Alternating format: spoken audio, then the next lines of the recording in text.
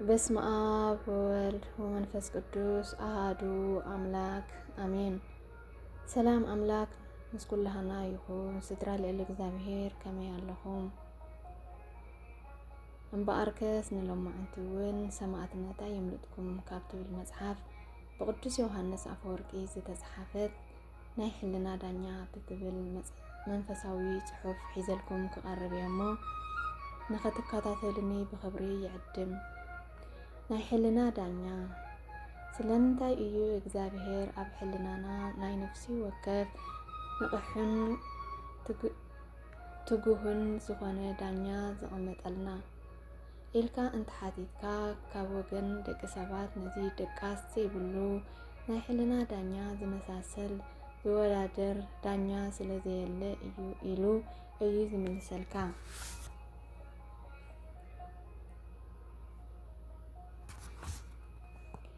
ብተወሳኺ እውን ናይ ደገ ዳያኑ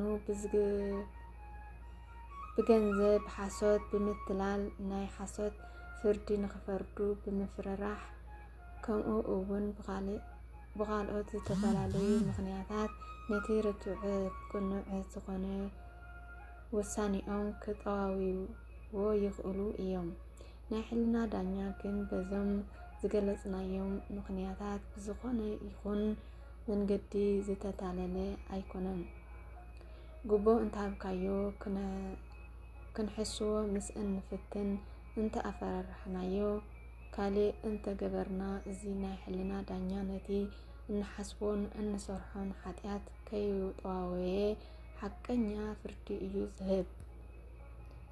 ኃጢአት ዝሰርሕ ሰብ ዋላ እኳ ካሊእ ሰብ እንተዘይወቐሶ ንሱ ባዕሉ ንርእሱ ይወቕሳ።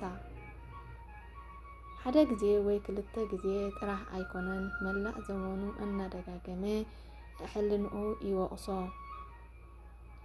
ኃጢአት ዝገበርናሉ ቅድሚ ነዊሕ ዓመታት ክኸውን ይኽእል እዩ። ናይ ሕልናና ዳኛ ግን ነዚ ቅድሚ ነዊሕ ዓመታት ዝፈጸምናዮ ኃጢአት እውን ፈጺሙ ኣይርስዖን እዩ። ናይ ሕልና ዳኛ ቅድሚ ኃጢአት ምስራሕና ይኹን ድሕሪ ምስራሕና ከይሸፈነ ብግልፂ ይወቅስ። ብፍላይ ድማ ኃጢአት ምስ ገበርና ኃጢአት ክንሰርሕ ከለና ግን ነዚ ዳኛ እዚ ኣይንሰምዖን ኢና። እዚ ድማ በቲ ንሰርሖ ዘለና ክፉእ ስራሕ ስለ ንሰክር እዩ።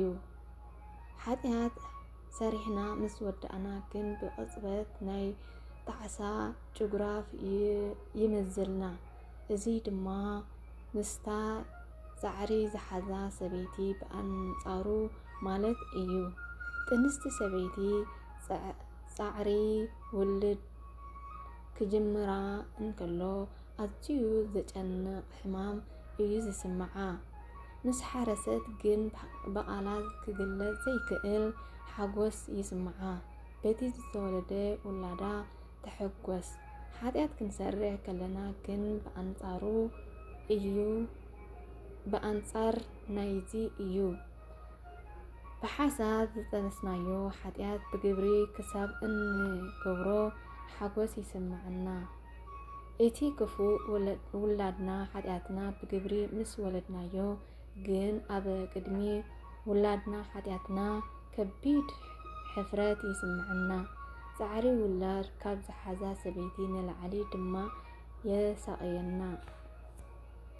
ስለዚ እዞም ደቀይ ካብዚ ክፉእ ትምኒት ካብ ናይ መጀመርያ ጀሚርና ንከላኸል።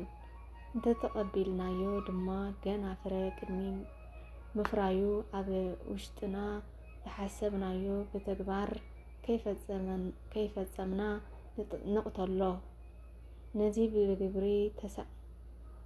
ነዚ ምግባር እንተስኢና ውላድና ብግብሪ እንተወሊድናዮ ግን ብንስሓን ብንብዓትን ንነፍስና ብምውቃስ ንቕተሎ። ኣሜን። ስለ ቃሉ ናይ ቃሉ ባለቤት ልዕሊ እግዚአብሔር ኣምላኽ ዝኸበረ ዝተመስገነ ይኹን። ኣሜን። ናይ ቅዱስ ኣቦና ዮሃንስ በረከት ረድኤት አይፈለየና አሜን። ወስብሐት ለእግዚአብሔር ወለወላዲቱ ድንግል ወለመስቀሉ ክቡር አሜን።